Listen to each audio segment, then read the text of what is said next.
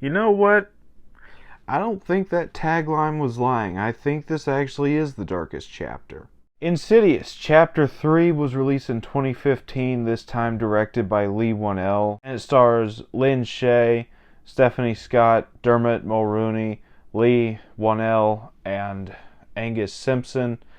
And yeah, this is probably the darkest and, in my opinion, probably the scariest in the Insidious franchise. So yeah, let's go ahead and start this review, starting off with the good. And honestly, this is probably my favorite of the franchise. There's just a lot that I really love. First, you have the main character played by Stephanie Scott, and she is a really great character. Stephanie Scott does a really great job. I really want to see Stephanie Scott do more stuff because she was really great as the main character Quinn in this movie. She's not able to do much physically because her character is bedridden due to some broken bones for the most part in this movie, but I really love the way she plays this character. She was very, very likable.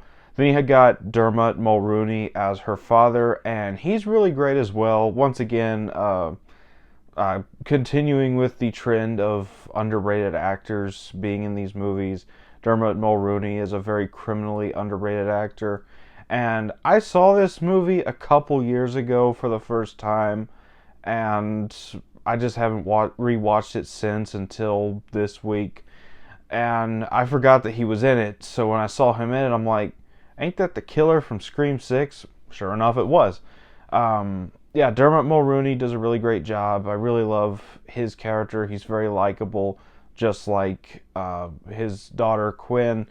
They're both very likable protagonists in this movie. And then obviously you have the return of Lynn Shay, and she's really great as well. And I really love the way how they handled this movie being a prequel, so they could have Lynn Shay in it. And like I said, Lynn Shay has held this franchise together ever since day one. She's just a very likable lead character. Lynn Shay always brings her A game. This is probably my favorite performance from Lynn Shay within this franchise. It's just really nice to see her once again playing this character. And obviously you have Lee Whannell and Angus Sampson, and it would not be a complete movie without them. Once again, I said this was a prequel, so this is before they actually met Lynn Shay's character. This movie actually ends with them working together for the first time. And once again, they are the comic relief, and they are absolutely hilarious. They got some really great moments, great chemistry and banter together. Probably the best in the franchise for me. And then you got the story here, and I think that this is probably, on top of being the scariest and darkest, also the most emotionally impactful, because the main character, Quinn, played by Stephanie Scott, she's still reeling from the loss of her mother, and that's what sets all the events in place. She's trying to contact her mother from the other side, and it just opens up a whole portal of terrible things to happen. And by the end of the movie, we get some really great emotional payoff for that. Aside from the story, you get really great creepy atmosphere and building tension. You get a really great and creepy villain with the man who can't breathe. As iconic as the Darth Maul demon has become, I'd probably say the man who can't breathe is probably the creepiest villain in this franchise specifically. He's just a very, very effectively creepy villain. Kind of want to see more of this character later on in the future. They're bringing back the lipstick demon for part 5. I don't know if there's ever going to be more after this, but I'd love to see the man who can't breathe once, at least one more time. Really, really creepy villain, very effective.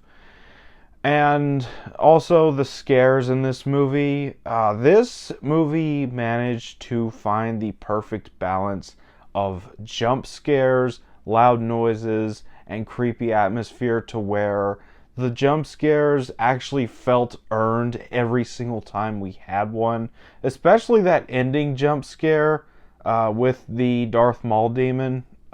Really great ending jump scare. Gets me every time, even though I know it's coming. Just really, really fun stuff to be had with that jump scare.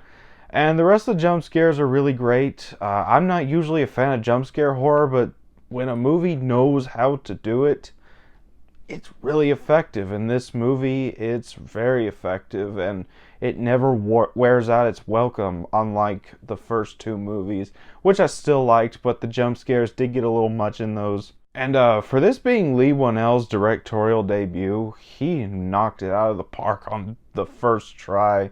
I'm really excited to see where Lee Whannell goes with his directing career after this, because he did Upgrade, they did The Invisible Man, which were both very solid as well. Really excited to see where he goes next. And then obviously you have a great score and soundtrack, just really adds to the tension, like I said already with a few of these movies. Really great score, really great soundtrack. And that's about all for the good. On to the bad. And I don't really have anything here. This movie just got the formula down perfectly. And like I said, for a directorial debut from Lee Whannell, absolutely knocks it out of the park. So final thoughts. I really love Insidious Chapter 3.